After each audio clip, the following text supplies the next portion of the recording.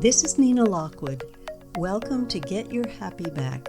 Stories and insights that will inspire you to find new sources of happiness in your own life. Hello and welcome to Get Your Happy Back. And today is a special day because I get to talk to Alissa Quinn. Hello, Alissa. Nice to have you here.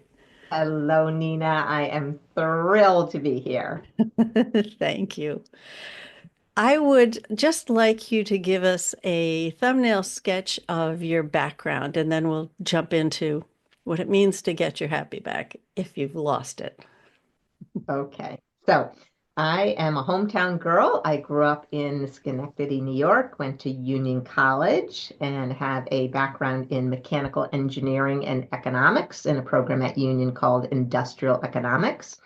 I have been a financial advisor for the past 38 years Wow. and am bursting with pride that I get to work alongside my financial advisor daughter, Rachel Quinn, who has been with our team for the last 2 years. And it has truly been the most happy part of my life to be able to work alongside of my daughter. And I do have a phenomenal son who is 32 years old. My daughter's 27 years old, and they both live and work in Boston with significant others. So I have enjoyed embracing what financial consulting works like with multi-generational families for many, many years. And so to have this next generation of support together with my other two phenomenal team members and a part-time former business partner and new team member, it has really been a wonderful career progression and culminating with this very, very happy news of having my daughter alongside me. Oh, it's so wonderful to see her with you and see her as part of your wonderful organization. And although we'll talk about it a little bit later, you are an amazing ballroom dancer who's carried on the tradition from your parents. And we'll talk more about that soon. However, what I'd love to ask you, which is pretty much the first question I ask everyone, is what does it mean to you to get your happy back? And what is your answer based on? So to get my happy back, interesting, means that you might have lost it at some point. And I can honestly say that I truly have been blessed to grow up with two phenomenal parents. I was born and raised in the GE General Electric Realty plot, but my father was a professor at Union College and my mother worked inside the home. She did part-time silkscreen work and rental property bookkeeping, raised a family of four. I have been so incredibly fortunate in my life to have grown up with an idyllic childhood and parents that loved me, one of four siblings that we all still to this day get along extraordinarily well. And I had the privilege of having cultural enrichment my entire life, meaning I had the opportunity to travel and have enrichment in the arts, in music, in dance.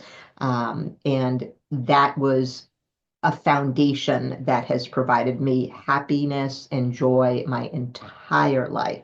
So to get my happy back, thankfully, I've been very, very blessed to have had an incredible foundation of happiness. However, I will say that I've also navigated a couple of life storms in my path. And so to get my happy back after I transitioned through a couple of difficult storms, I will say that I have a very strong foundation of taking ownership for my own happiness. And that includes self-care, self-care, self-care. I know that for me to be happy, to get my happy back, I really have to focus on what it is that allows me to do that and to really make sure that it's just like the verbiage in an airplane when they say the oxygen mask, you need to use it first. That's a very common phrase. What does that really mean for me personally? It means that I have to have the foundation of number one, good health, focus on my health, my nutrition, my physical health, my mental health, my social health and well-being. is part of getting my happy back to. So to reconnect with those things are critically important. I am a big fan of both Eastern and Western medicine, and that the combination of those things is important for me to have self-care. And then to really lean into those components that are unique to me of what makes me happy. So to get my happy back, I know, for example, after our conversation, I'm going to take a 90-minute meditation class with somebody that is a trusted physician who works with other physicians. And I am grateful that she includes me among her little small circle to enjoy that, in that we have intense work-life balance. And so meditation is one way I get my happy back. Ballroom dance, which you brought up, is an absolute way that I get my happy back, because it is one activity that is not only physical, your brain, your mind needs to focus on the activity at large at that moment. And there are so many different parts of your body that are engaged, that it is one way to eliminate all of the worries, all of the things that minimize your happiness at that juncture, and focuses on really connecting with your partner, focused on the beautiful elements of physical connection, as well as the brain stimulation, which is really integral in part of ballroom dance. And there have been many studies on that, that it's that combination of the physical and the mental and the social connection, that ballroom dance is a mechanism of self-care. I also do care about nutrition and physical well-being. So I do start my day every single day with yoga, 30-minute stretches. And then I walk on my treadmill. If it's above 35 degrees, I will venture outside, and I love to spend time in nature. I am not a cold weather person, so I have a dear friend who is my walking buddy, and anytime it is lovely weather, we will walk together. So that is another way to get my happy back, is to be Mm. in nature and physically exercising. I And wanted then to I, go back, sorry for interrupting, but I wanted to go back and ask you about the role that you sort of alluded to it, spirituality um, fits into your increase in happiness, if you will. sure. I strongly believe I grew up in the Unitarian Universalist Mm. principles. Both of my parents were raised Catholic, were married in the Catholic Church. My father was an altar boy, and they were married in the Catholic Church. But when they had a family, they explored a variety of different ways that they wanted to raise a family.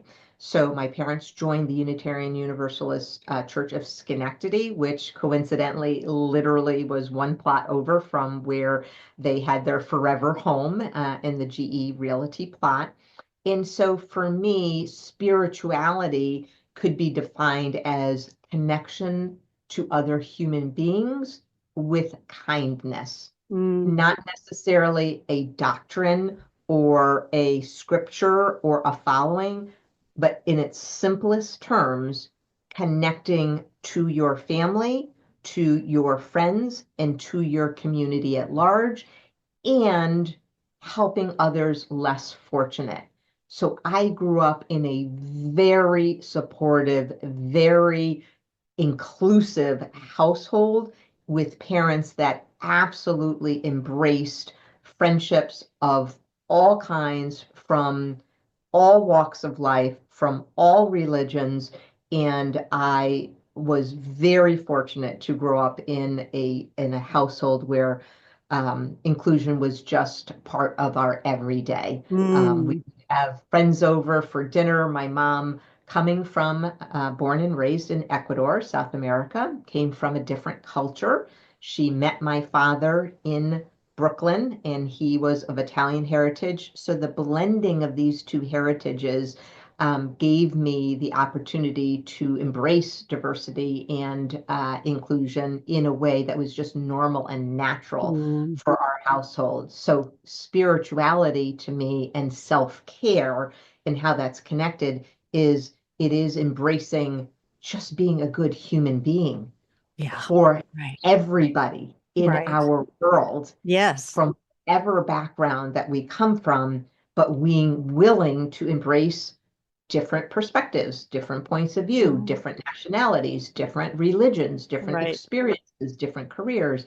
So I think about getting my happy back in embracing all of these things simultaneously. It really is a juggling act of taking care of yourself, making sure you have the foundation of health and nutrition and physical activity, mental well-being, and that includes being connected, Absolutely. truly being connected to others, whether it is in a church or a synagogue or in a union.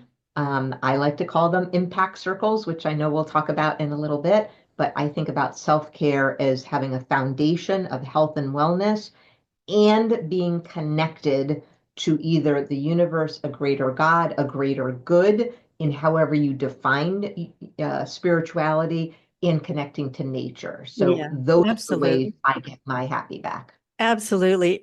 When you were talking about the universal, I'm not pronouncing it properly. The Unitarian Church. I remember that church because I was also born in Schenectady, and I remember going there on several occasions. But something you said reminded me of what the Buddha has said that his religion is kindness, and that's it. When you think about it, it's so simple, and It yet is we so make it simple. so complicated that we forget that we are really all connected. We all share existence together. We breathe the same air together. So it's wonderful that you had that experience growing up because it's becoming increasingly rare. Yes, I truly do understand. And I am extraordinarily grateful for that because that foundation has given me, richness beyond measure, not from a financial point of view, but a foundation of love Hmm. and care Yeah. and compassion. And that in today's world is so important. Oh And my clearly, gosh. it speaks to me now more than ever. And I did not know that connection to kindness and the Buddha, but I do have a very, very strong connection, having been raised in the Unitarian Church, of all religions and all belief systems. Mm, And right. whatever resonates with that individual is the connectedness that we all want and need, and be supportive of that. But Right. to me, it is in its simplest form. My parents were kind to others, Hmm. and they were role models in that way, Yeah. that we grew in a household that embraced anyone that came across our threshold. And I was exposed to so many wonderful, wonderful human beings.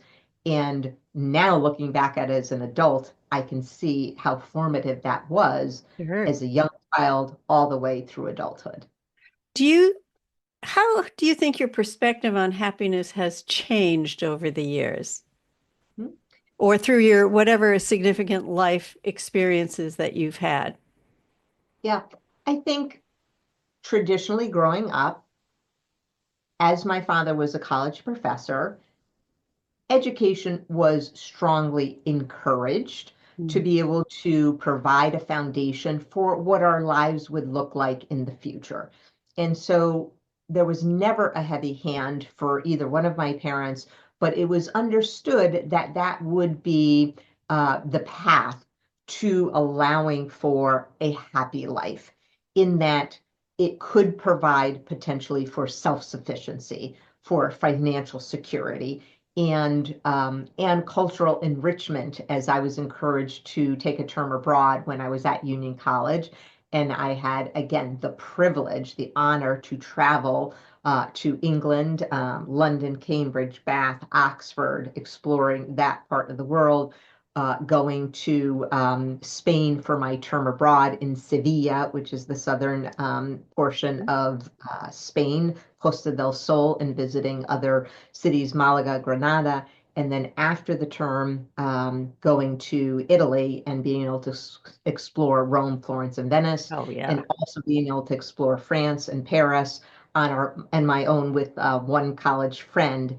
And so having those areas to be able to look at and say, okay, that is my initial foundation of what I believed happy would be, being provided an educational and culturally enriching foundation. And how has that evolved over time?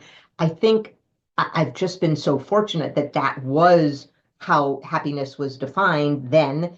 And frankly, it's still how I define happiness because it allowed me the connection to continue happiness because of that strong foundation, that I didn't have to morph or change the way I looked at it. The only difference I would say is doing it through a different lens honestly just makes me appreciate it even more. As an adult who also raised two children, to have that same type of educational foundation, cultural enrichment, I can see how incredibly important that was for me and my happiness. And fast forward decades, that it is in fact the same foundation of joy and happiness. And that somewhere in between, I think societal norms are that when you get a career, when you are a financial advisor, that perhaps happiness is defined in a different way, that perhaps happiness is defined by material things or titles or more financial or material successes.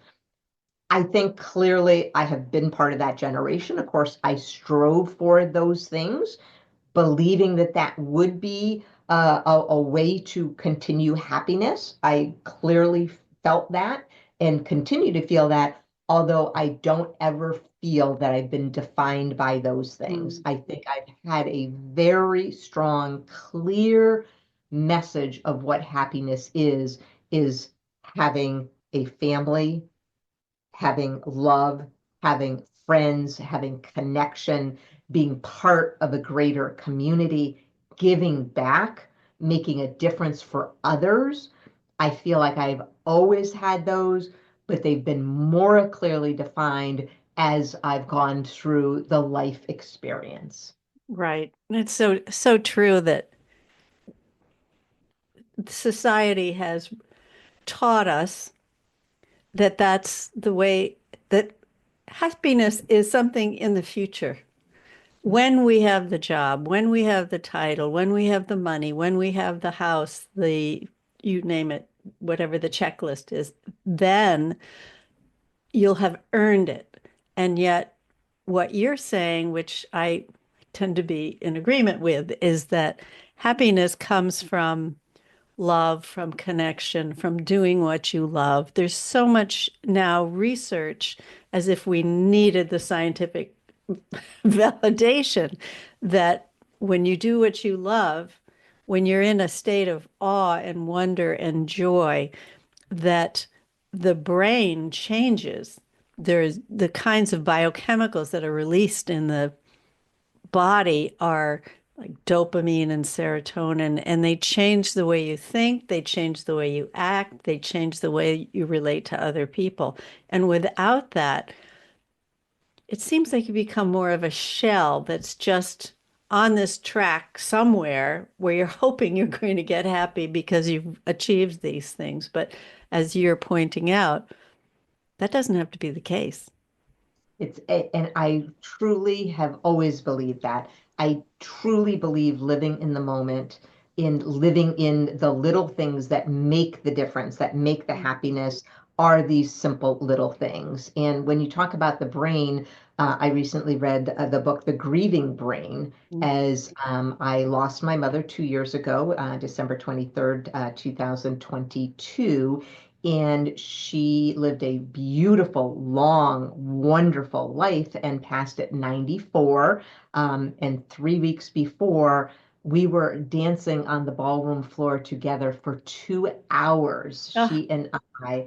And if you're going to go out, this is the happiest way to of have been course. able to orchestrate that. Yeah. And the book talks about the grieving brain, that there are clear physical changes that happen as we grieve. And the reverse is, in fact, the case. And so it is absolutely fascinating, the research and data that you have done, as well as the grieving side of the brain. And it is, we need to engage in the process of grieving to make sure that we don't skip over any steps. There is a very holistic approach to grieving. And as you navigate through that, what my experience has been in a lot of life transitions is you can have and feel all of the feels at the same time. Mm-hmm. You can have grief and loss and joy and happiness, and they can coexist. Mm-hmm. And it is just the way we happen to be able to navigate all of those feels simultaneously. Mm-hmm. And it is a very powerful experience when you feel that you can navigate them all. Because if we skip the step of grieving, when my mom passed, clearly there was such a loss because I had such an incredible connection with her Mm-hmm. for all of my life. But I also could celebrate that she had a beautiful long life. I could celebrate that we spent our last weeks together, 3 weeks before in that capacity, celebrating a milestone birthday for me and embracing all that we had in our life experience. And it was all of those feels at the same time. And interestingly enough, I had also asked my mother to read a book that had a profound impact on me. And it was about feeling connections or signs for when our loved ones pass. Mm-hmm. And my mother did, in fact, read it. And I felt such a strong connection to her after she passed because we had talked about how we could have the universe, that spiritual connection. I do believe in God. I have a very strong spiritual connection, but I also have it to my parents in a way that is so profound and is forever. And that is universal spirituality, is the way I look at it. Mm-hmm. So I feel very strongly about how my happiness has evolved and grown, and that I am grateful for both losses in my life and celebrations in my life, and that I just have to know to be happy, it is okay to have all of these things simultaneously. Mm-hmm. Sometimes the grief might overcome, and sometimes it is the joy that will win out in that given time frame. And it is how we navigate those simultaneously that is the joy and the happiness factor that I do believe each of us are responsible for to the extent that we can be. And again, I feel very honored and privileged to have had that foundation to know that those two things, those multiple emotions can coexist. I love what you're saying. It reminds me, and I hope I don't butcher this quote, of something that I've heard that if people learned not to be afraid of their experience, that their lives would transform. And you can see that in how so many people avoid difficult feelings, real thinking that they aren't capable of bearing them. And yet everything we experience, it's part of being human. It's part of life. So how could it be that we're not capable of experiencing them and getting through them, especially as you say, with the corresponding joy or beauty or gratitude, the other side of the scale, that it's all one fabric. Yes, indeed. And I think one life experience that I had that was very profoundly difficult and that I was able to come out the other side was in 2013, I was diagnosed with ovarian cancer. And it was a shock because I had very little family history of cancer. And I was extraordinarily healthy. I was ballroom dancing for over a decade at that point, and had always focused on health and wellness, and I felt completely fine. But I did experience one symptom that I had checked, and I did have to be persistent in having the medical community embrace what I was sharing with them. That wasn't a natural experience for me. Mhm. And even though I was a perimenopausal woman, they felt that it was perfectly normal and natural, and I didn't need to be seen. I persisted. I advocated for myself. I absolutely had to be Wow. politely persistent, relentlessly applying these principles that I have believed in all of my life, which is trust your gut intuitions and advocate. So upon that process, I did, in fact, discover that I had cancer and did have to undergo major surgery. I did go through chemotherapy for 5.5 months. I did experience trauma to my body, to my soul, to my spirit.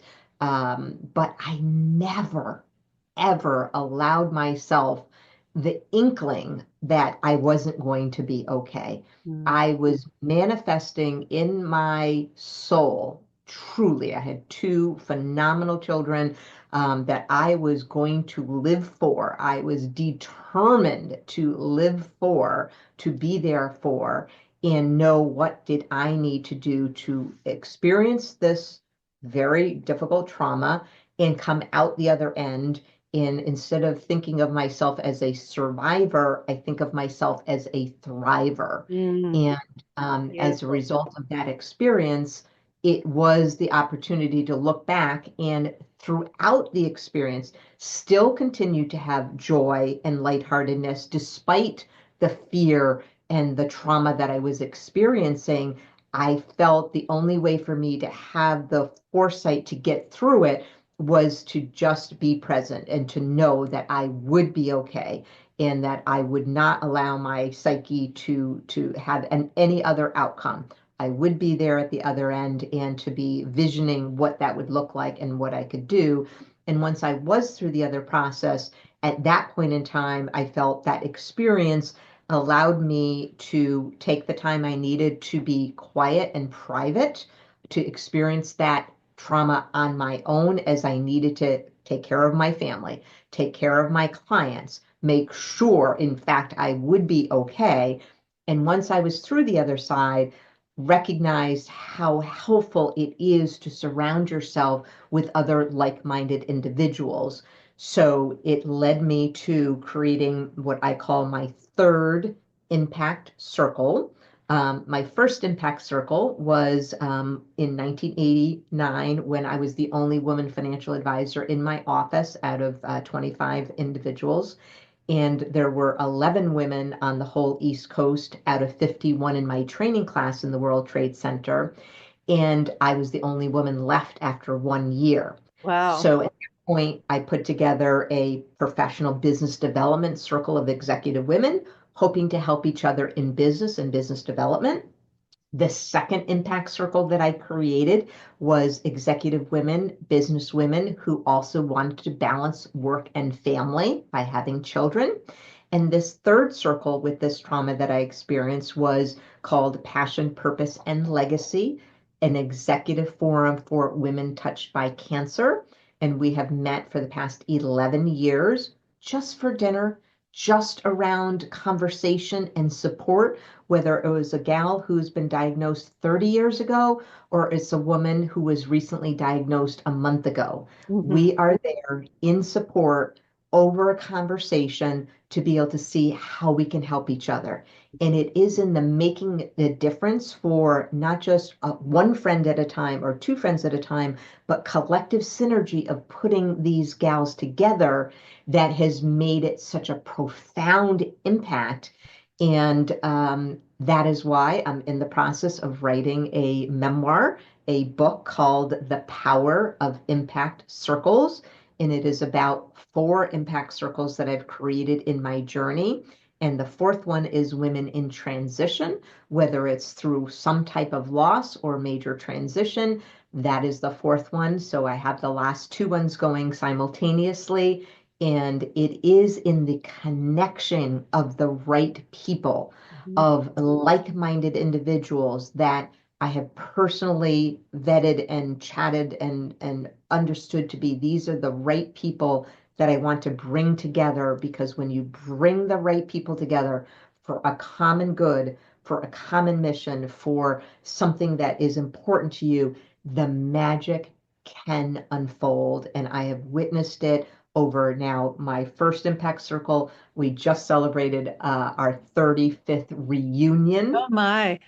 It was magnificent to see these gals from 10 years ago when we had the circles going strong, and now to reconnect with them. And there were about 20 of us, and it has just been so profound. So to be able to share my story in a powerful memoir, to be able to share my life story with little vignettes and stories from childhood all the way up through present day, and weave in these impact circles that I created and many, many more in my path that were not necessarily formal impact circles, but informal ones, has been really, really emotional, difficult in writing about the difficult parts of my life, but sharing in hopes and prayers that it will impact one person, two people, hundreds of people, however many lives I can touch by sharing my story, the good, the bad, the challenging, and still come out finding the joy, knowing as difficult as the experiences as I had, as I lived through, as I suffered, as I cried, I still came out and still put joy first and still always have that. The happiness part of my life has always been present. It's just been dampened along the way, but I am in full control of that now, and freedom lies ahead, and I am looking for happy, happy, happy here going forward. Dampened but never extinguished. Never extinguished, never.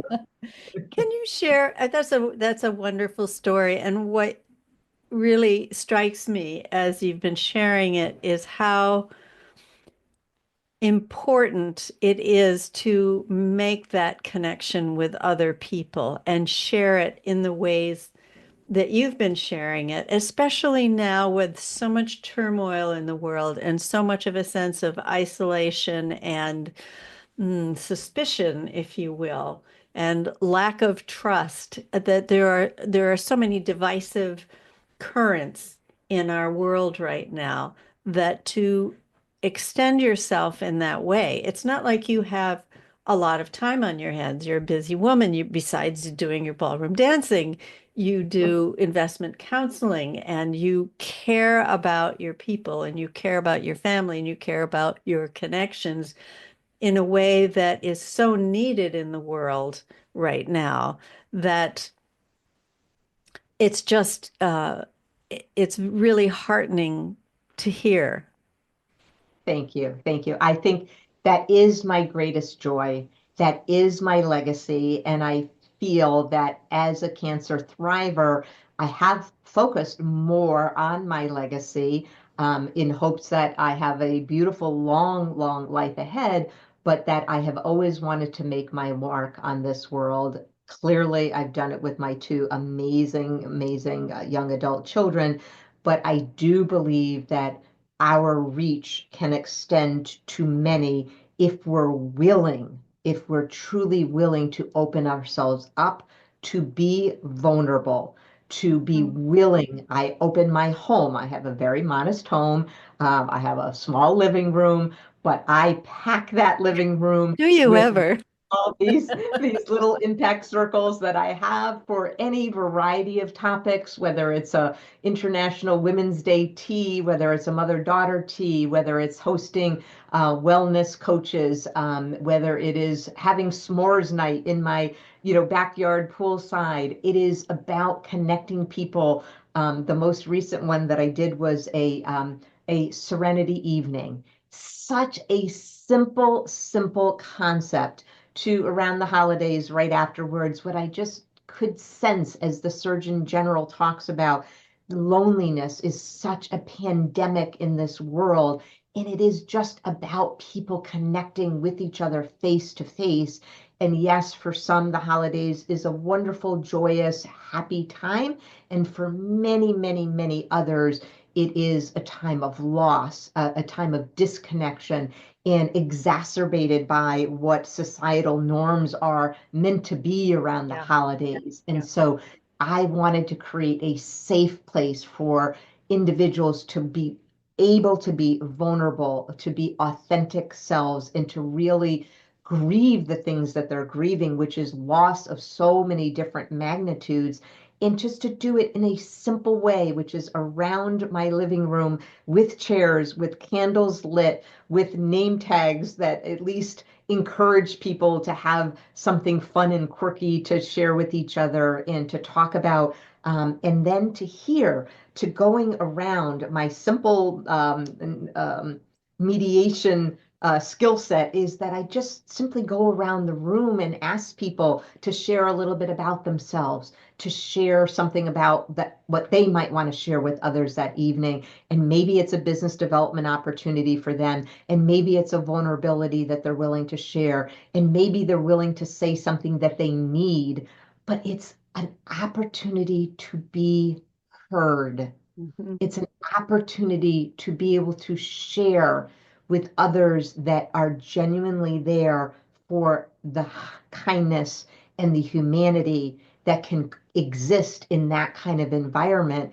And whether I have 10 people there or 30, it's a small, intimate, private setting that is so wonderful in that it can connect people of all backgrounds, all ethnicities, all unique situations, and walk away with some new little tidbit or some sense of connection and some sense of walking out better than when they walked in that Mhm. front door. Mhm. And for me, I when my legacy is to be known for somebody that connected people, allowed these opportunities of connection and friendship to minimize the loneliness that we all feel at any given point in time, to connect beautiful people in their hearts and souls together.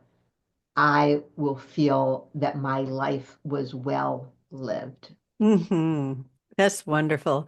It reminds me of the statement that has been said so many times that as we age, the importance of our social connections increases. And that's what brings us happiness as we get older. It's not the fact that, oh, yeah, I have the vacation home, I have this, I have that, even that I did this or I did that, but it's the connections that we make. And I bet you the more you and other people offer this kind of opportunity, the more that we can see, as I was saying earlier, that we're all connected. We all have the same challenges, the same joys, the same struggles. And to be able to share that with one another is it's profound. Aside from the health benefits of it, it's like food for us. It is. And that's why I was originally the topic of this book came about as I wanted to have originally my thought was when I was in the cancer healing circle, my concept of this book was to have each woman, executive woman touched by cancer, to write her own chapter about her cancer experience. Hmm. And we're going to put together a collection of stories of the gals in this group. And one of our revered, treasured members was our dear Jane Golub, that most of us know in our community at Market 32, Price Chopper. And when she passed unexpectedly, it was devastating to our group because she was a cancer thriver, breast cancer thriver. And when she passed, the group just felt so bereft that we could not collectively do that as a group. And it gave me pause to be able to think about how could I consider moving on with a potentially different project. And so then it became my own cancer experience. And originally I was going to call the book Dancing Through the Storm, with my connection to ballroom dance. And then it became much more once I began writing and using writing as a healing modality, which frankly, it was not something that I embraced fully. I've done journaling sporadically in my lifetime, but I did finally choose to embrace it with the help of a tremendous editor who has helped me with this journey. And at the end of the day, it is writing the story, sharing the different impact circles I've created, but more importantly, for your listeners and for my readers here going forward, it will be the secret sauce of how to create them. And I'll share a perfect example. I had a young lady who came to my house to be my uh, uh, uh, the furnace repair person, just to check in on the. And she was a very young professional, and she was just lovely. And, I started asking her some questions, and I learned that she went to a vocational school. And I said, "Oh, well, which one?" And she said she went to the Seat Center. And I said, "Oh, you must know Jennifer Lawrence." And she said, "I adore Jennifer Lawrence, and she's the CEO, and she's such a role model to me." And I thought, "Oh, what a wonderful thing." So I know Jennifer, and the woman's company that she was coming from, I also knew the owner of Crisafulli Brothers, Oh, Andrea yeah. Crisafulli. And so with this one young lady, I knew two very strong role models that she could identify with. And so I made sure to extend an invitation to this next impact circle that I was having for International Women's Day, a tea at my home, and connected those two. And the ability for us to be a mentor for this young lady who is just starting off her career. And she said, "Oh, I so need to have other professional businesswomen like you in my life, but I'm such an introverted thinker that it's difficult for me to have these conversations, but I'm learning to be extroverted." And I was at that moment be able to connect this and said, "This is why I'm writing the book for you, young lady, so that you'll have the secret sauce at the end of the book. There will be the how to create, how to do it. And just because I did it one way, it means you can create it your own way. And it might be the topic of being a young woman professional who's introverted, looking to expand her circle. It might be on a health matter. It might be women in transition. It might be women in business development. It might be a knitting circle. It might be a mental health circle. It could be anything. It can be a circle for anybody at any point in life, but just given a couple of key factors of how to do it, who to do it with, and a structure so that they can feel that they can embrace that and enhance and boost their life. That is my goal. That is my dream, that every single person feels that they can either create or be part of a little circle. Mhm. And it could be in so many different ways, but that's the purpose of me writing it. And I hope to have it out by the end of this year, and feel free to look for it. But I'm very excited to have been able to spend some quality time with you today, Nina. So appreciate you and everything that you're doing to help us be a little happier. Oh, thank you. And it's such a, inspiring story. As we get close to saying goodbye for now, I wondered if you could give one piece of advice to someone who might be feeling stuck right now or unhappy, or what would it be? Yeah. My biggest piece of advice to anyone is you are responsible. You alone are responsible for your own happiness. If you are stuck, I encourage you to think about ways for your own self-care. You must start with that foundation and explore things that bring you that care, that foundation, that joy. And it can be so many little things. It will be very different for each one of us. So what brings me joy might be very different for anybody that is listening here on your program. The key is to explore that, to really, I'm a list person. Get out a yellow pad, get out a post-it note, get out your phone or your smart tablet or on the computer. in any which way, just begin thinking about what are those little things. Perhaps it's just a walk in a park. Perhaps it's calling a friend. Perhaps it is doing a yoga stretch. Perhaps it is reading a book. I love to do flower arranging. I just discovered that in recent years. I had no idea that that would bring me so much joy, but it does. And so whether they're silk flowers or natural flowers or just a little arrangement or a big massive one, I'm exploring things that bring me joy and that those things change over time. So I invite all of your listeners to think about whatever they are tiny little things, enjoying the flower in my journey on my walk, enjoying the sign of a cardinal that to me is an important sign, picking up on other signs, providing self-care and understanding what it is that will make you happy. You and you alone have to discover those things. Nobody can do that hard work for you. But if you take the time to do it, when you get triggered, when you have a difficult situation, you now have a toolbox to be able to lean on to say, oh, what are the tools in that toolbox that I need? What will help me through this difficult phase in my life? And I promise you, if you lean on people and be willing to be vulnerable and authentic, find a few, create a circle, and connect and be willing to discover what it is to get you having your happy back. Perfect. I love it. One more question before we go, and thank you again for joining me, is where can people find you?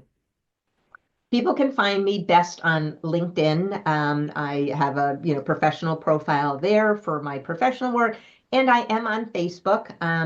I do use Facebook for connecting with my friends. I do not post political things on Facebook. I really do it to share photos of my dance, photos of Share the my flower, love. share the love, share the kindness. Right. So share some of the things that I do in the professional community, the philanthropic things that my daughter and I do together professionally. And so you can find me best in those two things. Great. Thank you.